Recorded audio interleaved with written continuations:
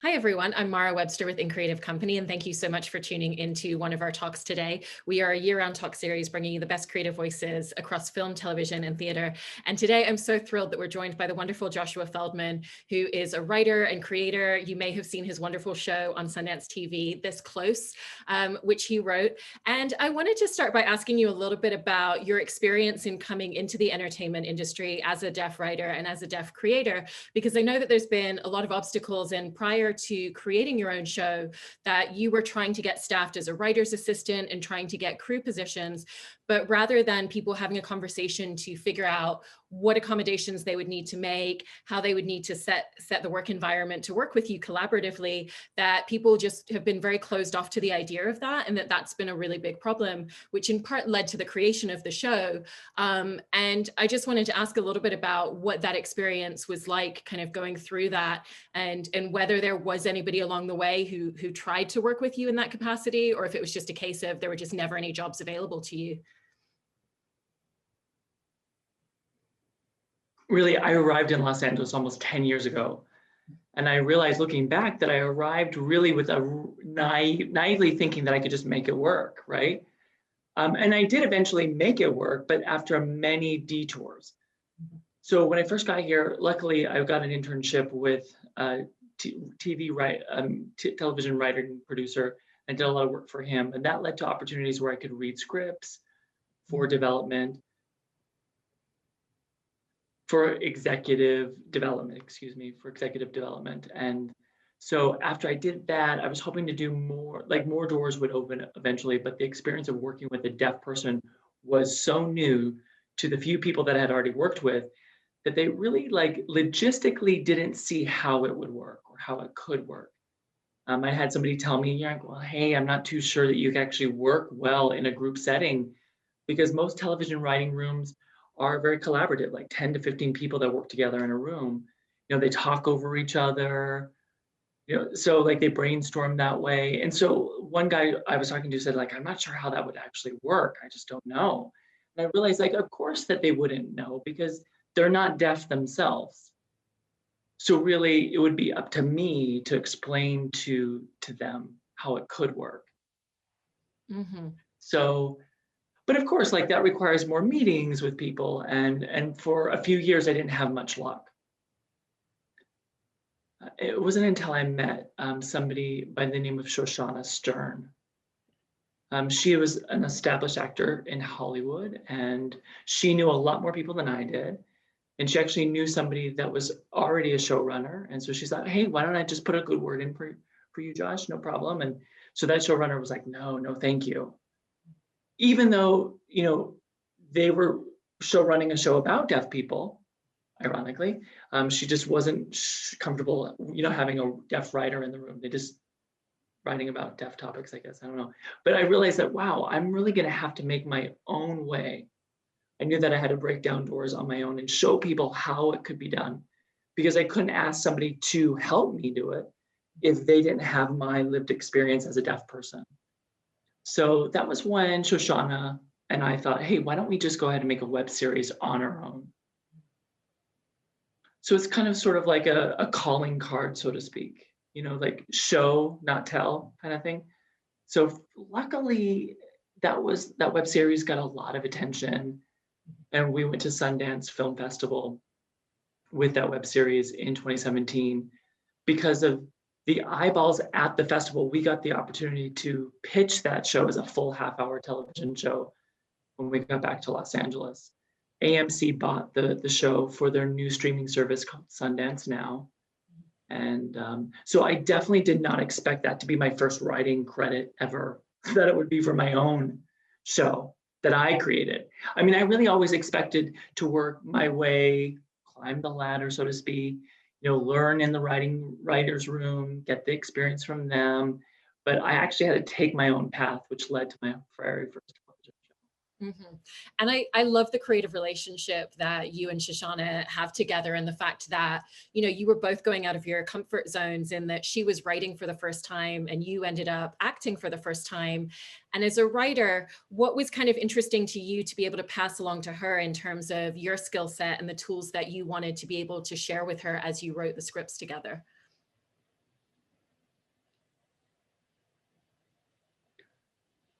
You used a really good phrase, like out of my comfort zone, because, we actually had to push each other in that direction. I don't like to say that she forced me to start acting, but like I knew that I would have to start acting, and I already knew that acting was an art form, but I really learned how much of an actual art form it is. And really it's about being vulnerable. And I realized that it also has a lot to do with being a writer as well. Writers actually show their most raw, ugly sides to be really vulnerable. And I think that is exactly what we both already had as a writer and as an actor, and what we both brought to the table and to our new experiences separately. And so I think, like she would say, hey, it's okay to be vulnerable while you're acting, and it's okay to have your ugly, gross parts manifest themselves. And she realized, I think she really realized through the writing experience to have the resilience, you have to see that vulnerability on the page. Mm-hmm. I know that you've talked about how with acting, especially with a character that has so many deep emotional layers and isn't always in the best space for themselves, that one of the challenges for you was separating from that at the end of the day and not bringing the character home with you. And now that you've gone through the process of making 2 seasons and you've kind of started pursuing acting in other spaces as well, is this something that you've learned to do a little bit better, or do you still hold on to your character at the end of the day when you stop filming?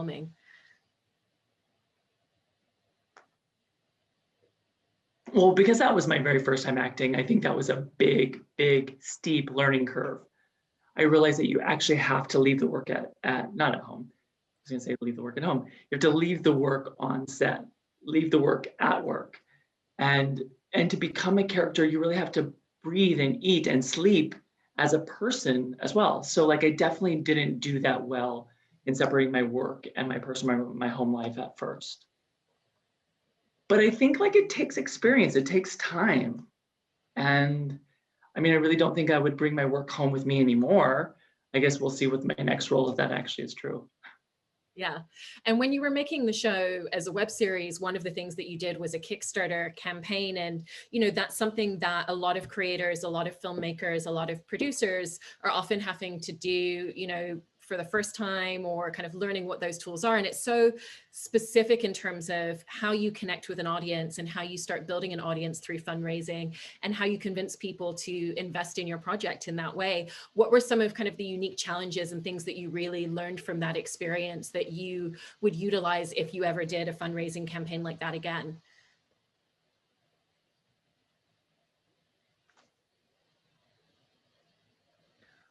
I think we were pretty successful. To say that, I think like we would do everything the same way, honestly. Like we had a very specific story to tell that we knew was missing in the marketplace, so to speak. But we also made that specific story general enough in terms of like the experience that our characters were going through, so that we knew many people could relate to it. So I guess like the advice that I would give for other people who want to do something like this is to create a new project that would hopefully appeal to other people, is to find the most specific way of telling a story that will ring true with a lot of people. Mm-hmm. And similarly, you were talking before about the experience of taking the show out and pitching it to different networks. What did you find to be the most valuable tools for yourself in terms of either materials that were useful to create, or kind of how you wanted to convey what the story was that you were telling when you walked into pitch meetings?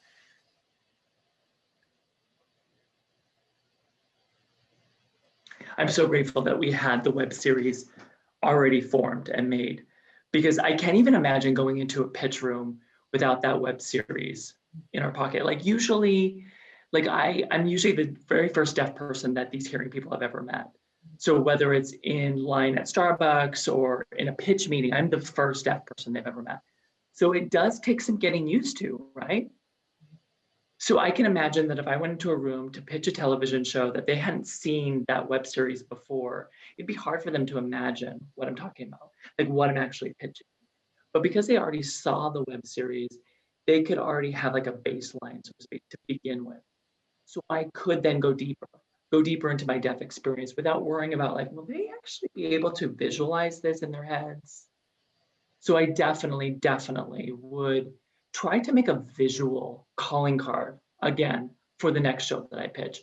And in fact, I have kept doing that. I haven't made another web series yet, but I'm always making sure that I have like a visual materials that the person can have a visual experience, and oftentimes bring that with me when I go to meet somebody for the very first time in terms of work. Yeah. And as a writer, having worked on a web series and worked on, the same series for a network, obviously the rhythm and the flow of episodes is very different within those two mediums. So was there a difference in terms of how you approached arcing out narrative structure for episodes as a result?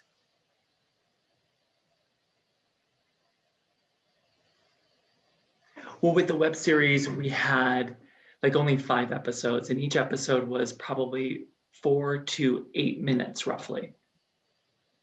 So they were really simple storylines, and I felt like it was more of a broad arc. Like one episode was all about how captioning devices don't work in movie theaters. Like that's it. So that would be one, that would be like one little scene in a half-hour episode, obviously. But for the first scene, like it was just Shoshana and I in the writer's room. And what we did essentially was we just looked at many of our favorite television shows. We tracked their arcs. We talked about what we liked, what we wanted to see as a viewer. Yeah. And I already knew that we would get 6 episodes for the very first season. So we were able to make a map, so to speak, of 6 episodes and then see where we wanted to end. And from there, it was kind of like better to work backwards. Mm-hmm. And one of the crew positions that you had on your team was Director of Artistic Sign Language. And part of their role, I believe, was to ensure that the sign language was always visible on camera, that it was framed correctly, that it was easily readable. And I was curious about whether that's a position that frequently exists on productions, or if that was something that you uniquely created because of your experience and knowledge of the necessity of this. We're not the very first to come up with that position, absolutely not. That position is common in deaf productions done by deaf people. I should correct myself, deaf run productions. So like commonly used in the theater.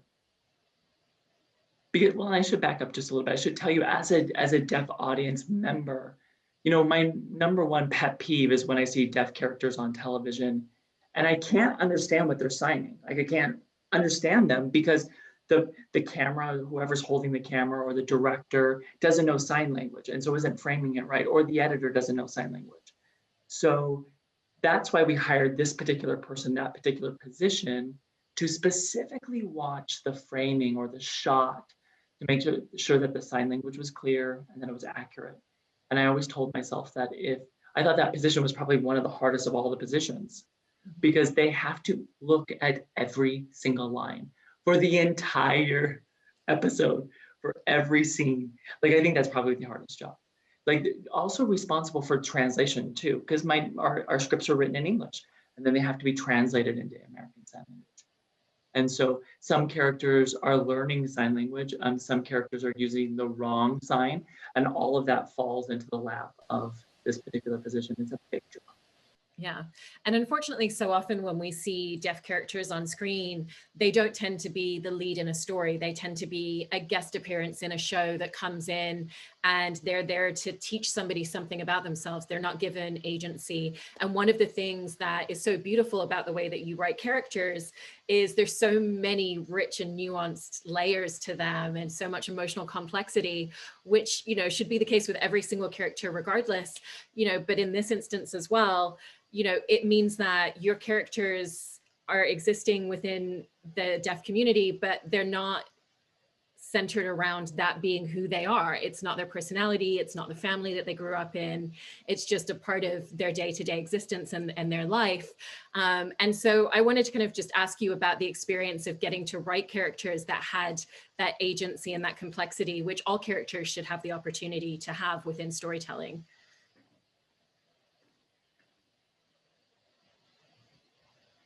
Well, in terms of that, like what we did in the writer's room was that we would decide what would happen story-wise initially. And then we would just kind of insert the deaf experience later. So I think that's like the big reason why our deaf characters have so much agency, as you mentioned, because what happens to them is not because they're deaf. Most deaf characters that you see on television or in movies, as you mentioned, are brought in because they're deaf. So their entire reason of being centers around them being deaf. So it's hard to see anything else. So we kind of did the opposite. So we created these characters and gave them rich lives, inner and outward lives. And that way we can tailor it to the deaf experience. Yeah. And, you know, when we spoke previously, you mentioned how you were hoping that the show would open more doors and that there'd be more opportunities within the industry as a result of you writing and creating the show with Shoshana, but that really hasn't been the case. It's just that you now have the opportunity to walk through some of those doors that were already open, that are these guest stars, that are these minimal characters that we were just discussing. You know, do you see any traction being made, or is it really just something that the industry isn't thinking about and isn't cognizant of at the moment? It's complicated because I really, like, there are still opportunities. There are still opportunities. But there are opportunities that I thought that I would get. No, not necessarily. And after the show came out, I had 2 auditions for 2 separate roles, and both of them were guest star appearances in 1 episode as a possible love interest for one of the characters, or, you know, and of course, it's because that character is deaf. And so it does feel ironic because when I was pitching the show, I would talk about how like choices for deaf actors were really limited to just that kind of role. So after the show came out, I was still like, see, I'm still seeing these kinds of roles still emerge. And so I think it goes because of the word gatekeeping. It all goes down to the idea of gatekeeping, because of those who write the roles are hearing people. So why would I expect hearing people create a meaty deaf character, deaf role for a deaf actor? Like, why would I, in short, like that, why it would need to be a role that I wrote for myself. And so the answer to see more substantial deaf roles is to have more deaf writers in those writing rooms to begin with. Mm-hmm. And that was something that obviously you were very cognizant of in terms of the positions that you hired for on your own show when you had that autonomy to do so. And you hired a lot of deaf people to work within those crew positions. Was it something where the people working on your show had prior experience and opportunities in the industry, or were there people for whom that was the first chance that they were getting because of facing the same obstacles that you experienced yourself?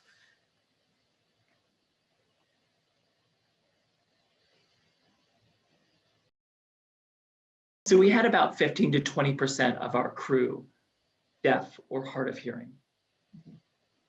And so they had already worked in the industry prior to our show.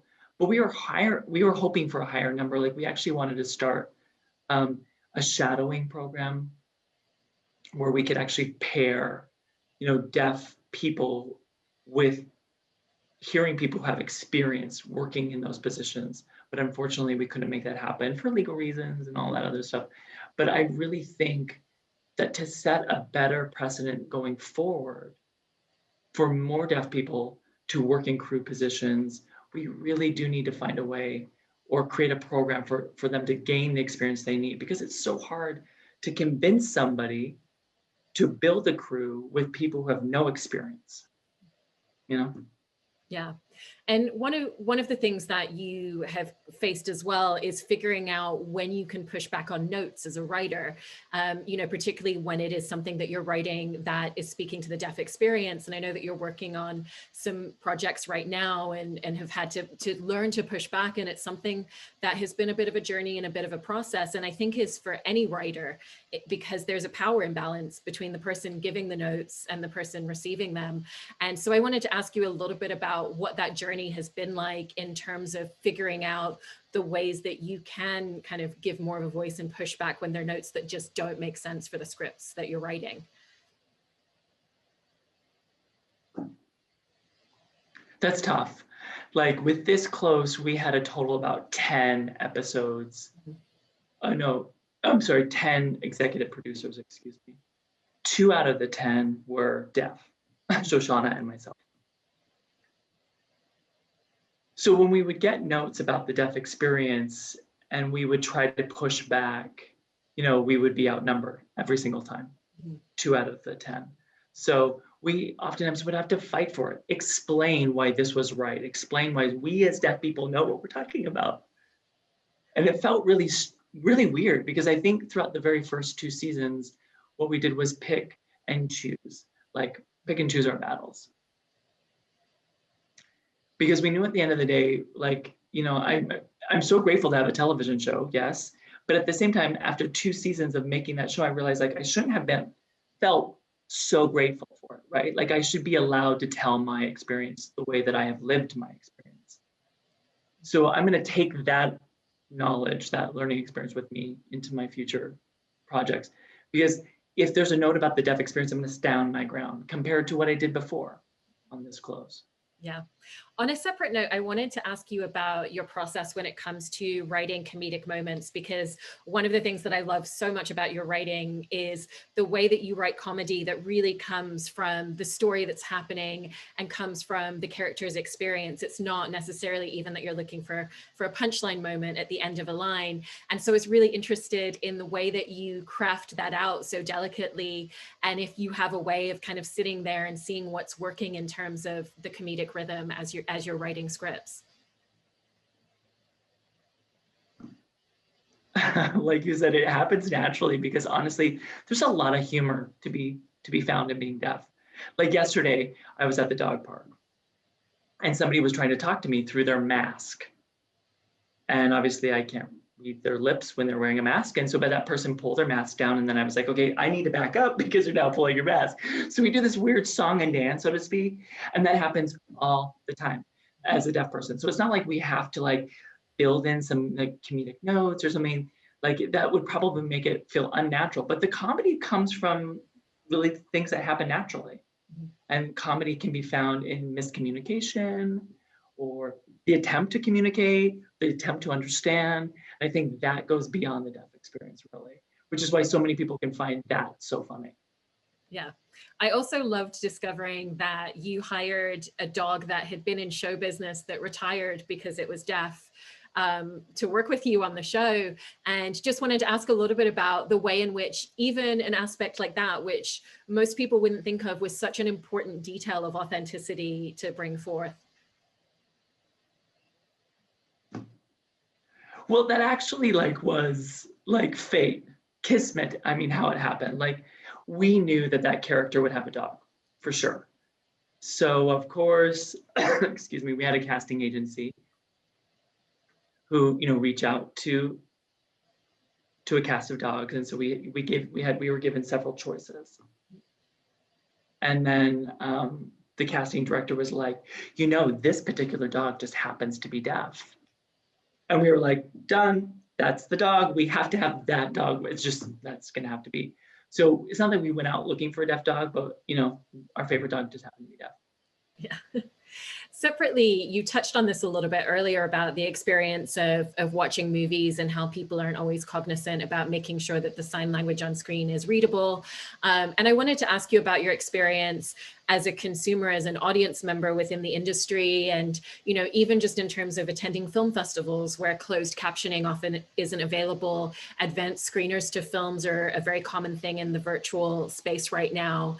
And the way that we actually met was because you were reaching out to ask about closed captioning on a film that we were screening, and the studio didn't have it available. And it's something that is just so prevalent. And I wanted to ask you about, just how that has become such a thing throughout the industry, and as a consumer, how that affects your ability to even just watch and enjoy filmmaking and storytelling on a day-to-day basis as well, beyond just working within the industry.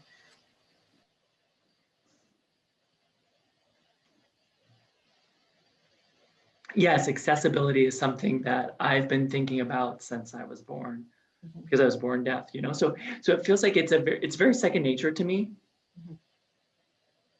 And now, as I've gotten more experience in the industry, I've personally been there to see the closed captioning being put in, because on our show, it was really difficult to see all the sign language, we wanted to make sure our show was completely subtitled. So I've been in that process, watching them putting in the subtitles for this. And I realized this has to be part of the process of making the product, because for our show it was. And so I think like it should become a de facto for every single thing that is being made and put on film, or I mean, that's an outdated phrase, like put on film, because we don't necessarily, but you know what I mean when I say, filmmakers need to consider, as they're creating their product, when they're putting their episodes together, or when they're, making their TikTok clip even, they should be thinking, okay, I should already be providing closed captioning right now. I should be considering closed captioning right now. Because the material, when the material arrives to the film festivals or to the theaters, like it's not on those entities to create the closed captioning. It should be on the studio, the filmmakers who make the product. And if we can start having that conversation, and filmmakers can always consider providing closed captioning added to all of their films as of now, then it won't be a necessary topic anymore. It'll already just be happening. Mm-hmm. And in terms of moving your work forward and the projects that you're working on over recent months, with the fact that we've completely shifted the way that we're communicating, that we're utilizing technology, have you found that there are advantages to the technology that we're using that are beneficial, or has it created new and different obstacles for you?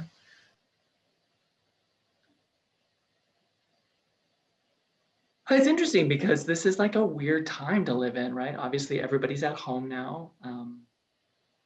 I've been on so many Zoom calls, had so many Zoom meetings in the last 6 months, So like, I realized that for me as a person, because I tend to bring an interpreter with me to these live meetings. And I thought one day, a little while ago, I was like, why not just try to see if I could actually do a meeting without an interpreter? Because Zoom has a chat feature where the person and I who are having a meeting could chat with each other. Like in the 90s, we used to have AIM, AOL, Instant Messenger, So, but this is embedded with video. So that's what it's been like for me for the last month. And it's been really interesting because I feel like I'm finally on the same page with the person I'm having a meeting with. Typically they're one-on-one meetings, which is so nice to be on the same page. They type to me, I type to them. We're able to read each other, interpret each other's visual cues instead of relying on the interpreter. And so that has been an unexpected bonus, a privilege of the pandemic, I hate to say, but yeah. I think people seem to be more open, and people seem to have more time for this kind. They're not trapped in their cars, stuck in traffic, holding the meeting through their phones. Yeah.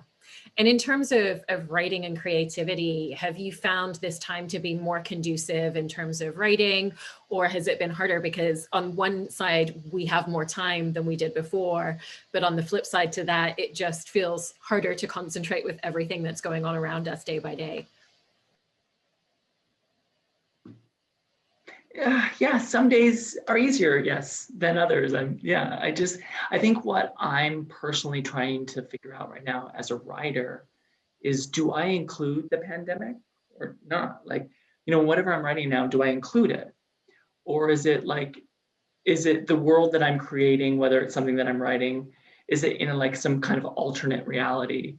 It's COVID-19 never happened in the reality that I'm writing, So like, as I move forward as a writer, do I acknowledge it or do I not? I mean, that's kind of the weird position I'm in. I'm trying to figure that out with the projects that I'm writing now. Yeah. And I know that, in terms of the types of projects that you want to create, one thing that you've mentioned previously is an interest in writing a period drama, and was just interested in some of the different spaces that you're interested in exploring creatively from your perspective.